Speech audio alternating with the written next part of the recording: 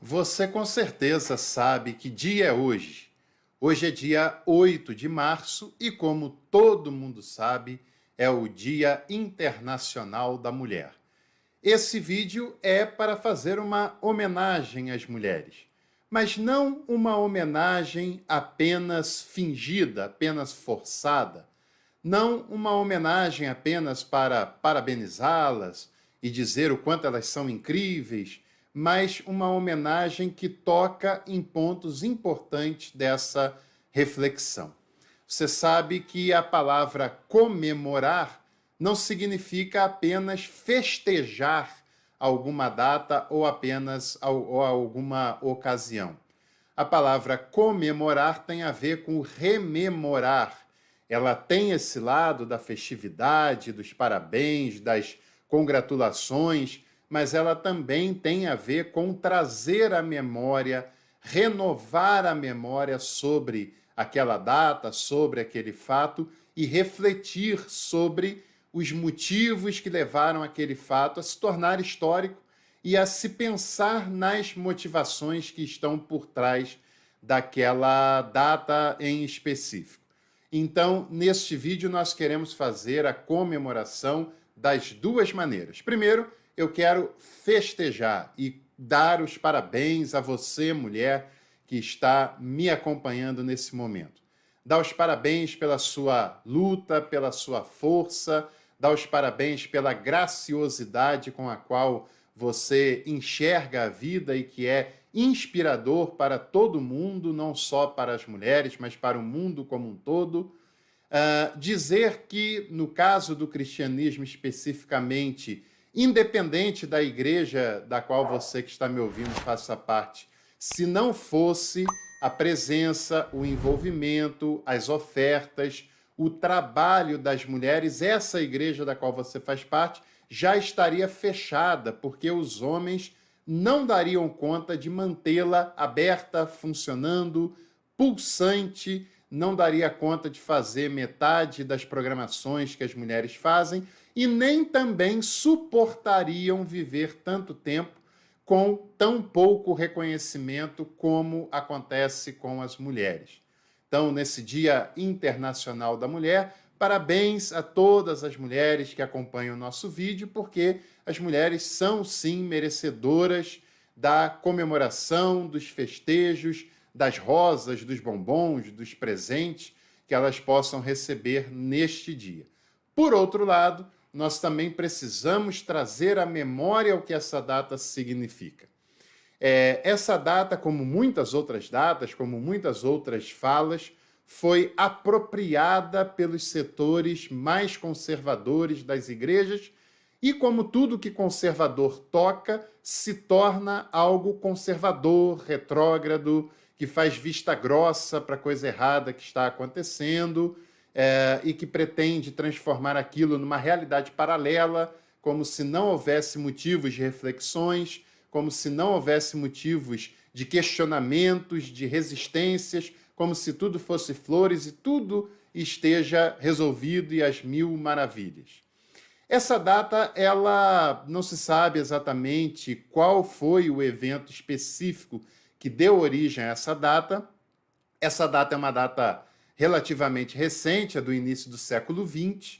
Tem até um episódio nos Estados Unidos, de 1903, 1904, em que milhares de mulheres morreram nas condições de trabalho que eram horrorosas. Até o século XX, as mulheres ganhavam péssimos salários, as mulheres trabalhavam até 15 horas por dia, tinham uma rotina de trabalho semanal absolutamente exaustiva e milhares de mulheres morriam por conta desses maus tratos, né?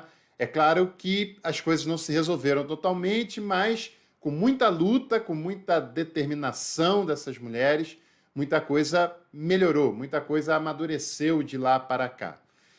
Muito provavelmente essa data, o estopim para essa data ficar como 8 de março, tenha sido 8 de março de 1917, quando 90 mil operárias russas fizeram um sério protesto na Rússia contra o czar Nicolau II, reivindicando melhorias nas suas condições de trabalho.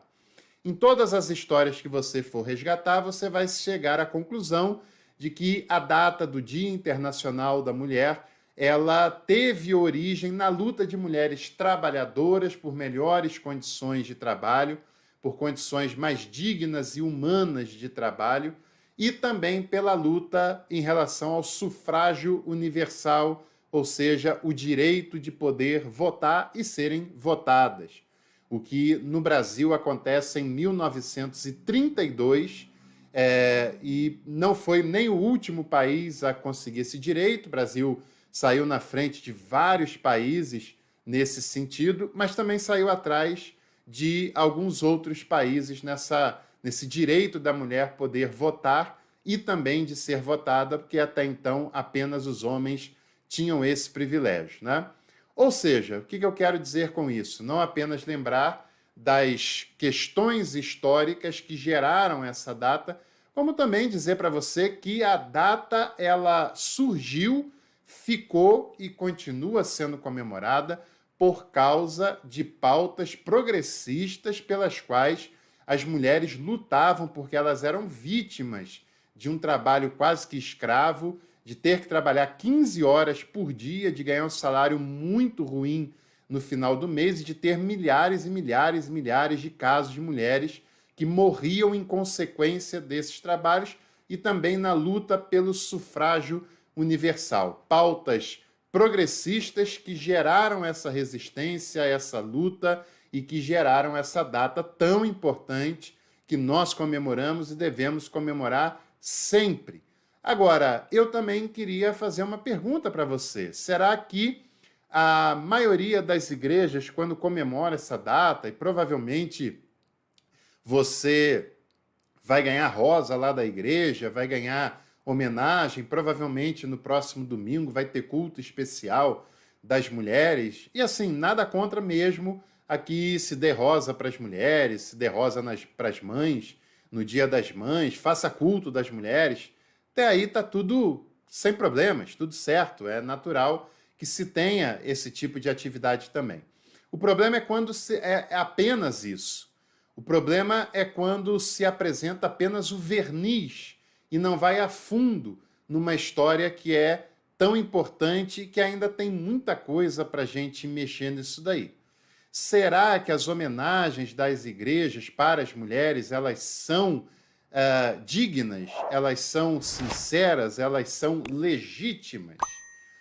Muitas eu diria que sim, mas a grande maioria a gente precisa pensar um pouquinho mais. Provavelmente no culto que você vai amanhã, outro dia, no domingo, você vai encontrar alguém citando Provérbios capítulo 14, versículo 1, falando: a mulher sábia edifica a sua casa, porém a tola destrói com as suas próprias mãos. E venderam para você a ideia de que esse versículo é uma homenagem às mulheres. Mas esse versículo não tem nada a ver com homenagem às mulheres.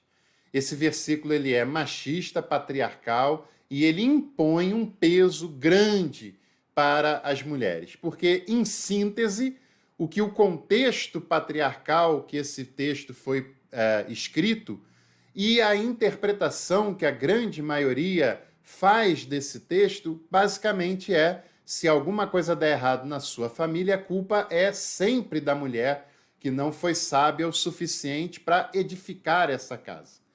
E muitas vezes se esquece do marido que não vale nada, do marido que tem amante, do marido que é trapaceiro, do marido que não quer saber de ajudar essa mulher, seja com a família, com os filhos, com a casa. Não se sabe, muitas vezes, que a mulher precisa trabalhar fora, trabalhar dentro, fazer várias funções, e para o marido isso é natural e para ele não seria. Então, esse versículo, se você ler a sério, você vai ver que o que é descrito naquela passagem não é uma esposa, não é uma mãe de família, é uma escrava, né? É uma escrava, porque foi feito num contexto absolutamente centrado no homem, em que o papel da mulher naquela sociedade era apenas satisfazer o seu homem dentro de casa e cuidar da sua família, sendo a responsável de tudo o que acontecia naquela família, principalmente se fosse coisas ruins. Eu já fiz um vídeo falando sobre esse tema, vou deixar o card para você poder acompanhar com mais detalhes. Ou provavelmente vão citar aquele versículo da mulher que é mulher sábia, quem a achará? O seu valor excede o de rubis.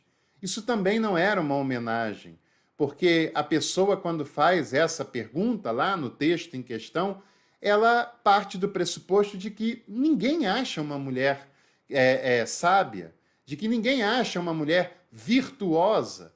O seu valor excede o de rubis. Por que ele compara com um objeto, ainda que precioso? Porque a mulher era vista como parte do patrimônio do homem naquela sociedade. Um dos 10 mandamentos era não cobiçar a mulher, o carro, os bois, as propriedades do próximo, porque ela fazia parte da propriedade e da herança do próximo, e por isso ela não poderia ser cobiçada. A questão era muito mais um objeto do que uma questão humanizada, e isso precisa ser dito. Como também precisa ser dito que muitas vezes nas igrejas as pessoas enaltecem a capacidade da mulher de fazer várias coisas ao mesmo tempo, de ser mãe, de ser esposa, de trabalhar fora, de estudar fora, de pensar em 3, 4 coisas ao mesmo tempo. E é claro que elas têm capacidade para isso, mas isso é um engodo que foi feito contra as mulheres.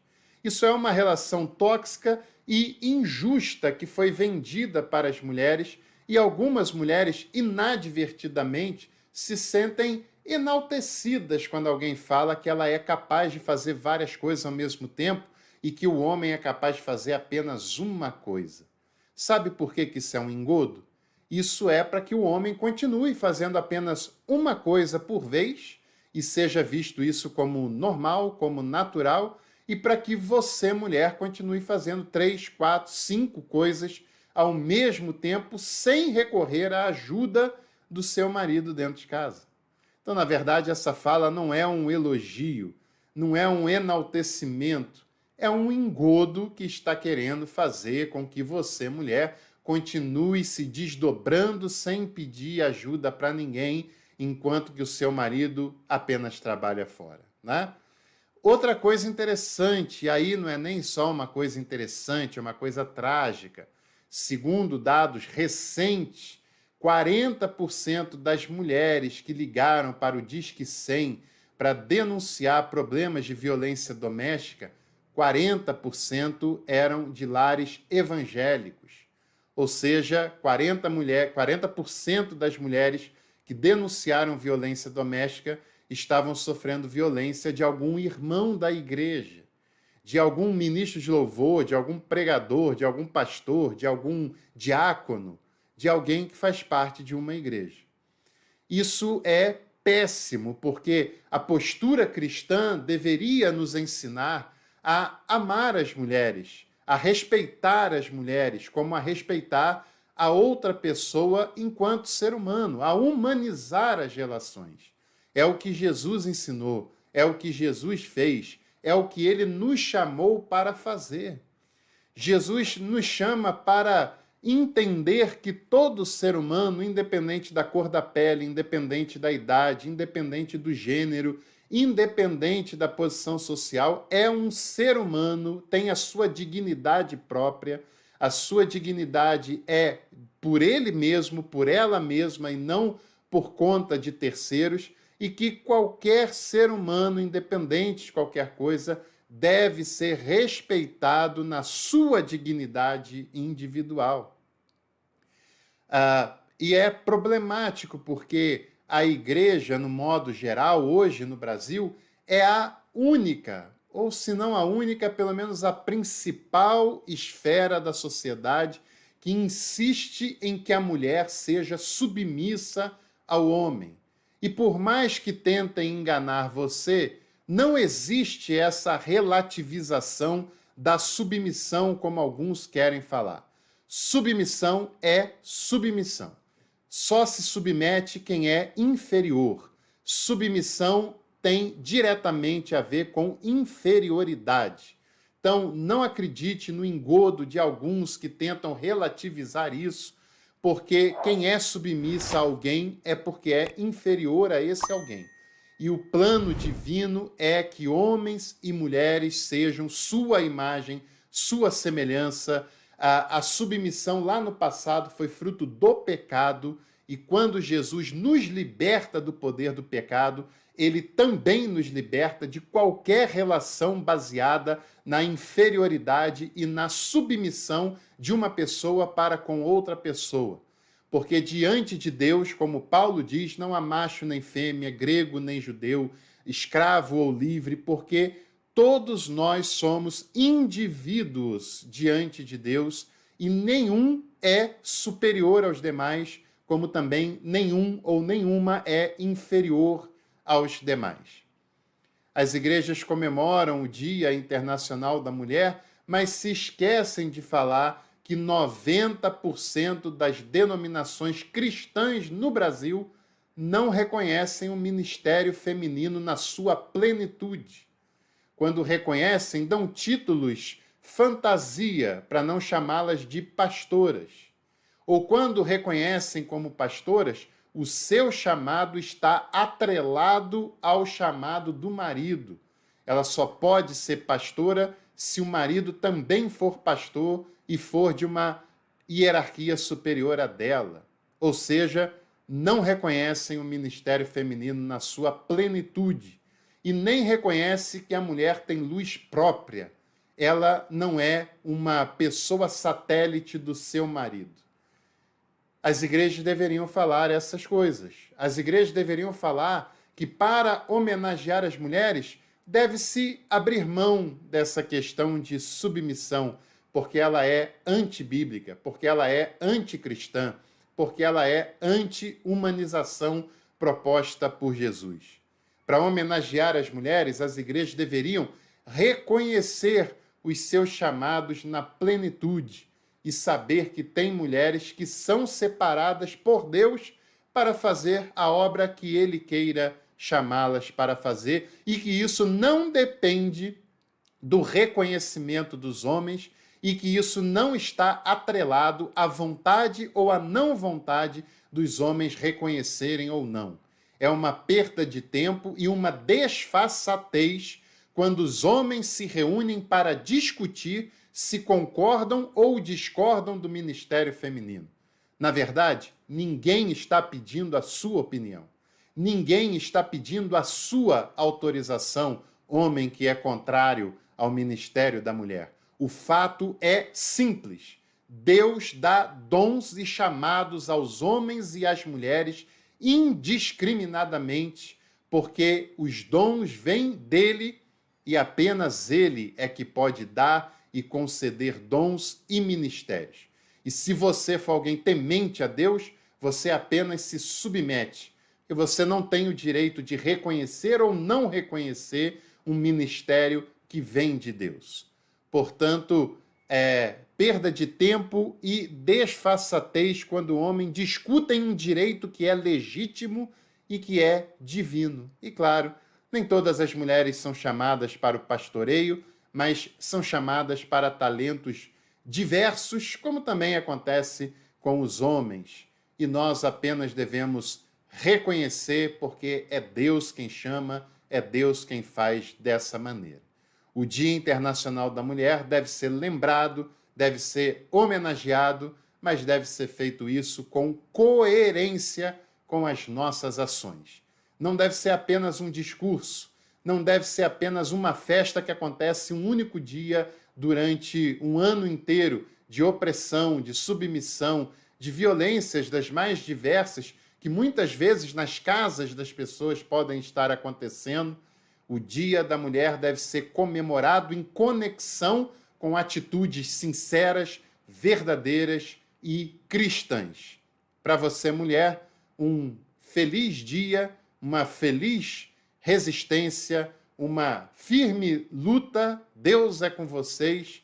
E para vocês, homens, deixem de resistir à vontade de Deus, sejam obedientes a Ele e reconheçam as mulheres como igualmente imagem e semelhança de Deus, que devem ser tratadas com igualdade, respeito e amor.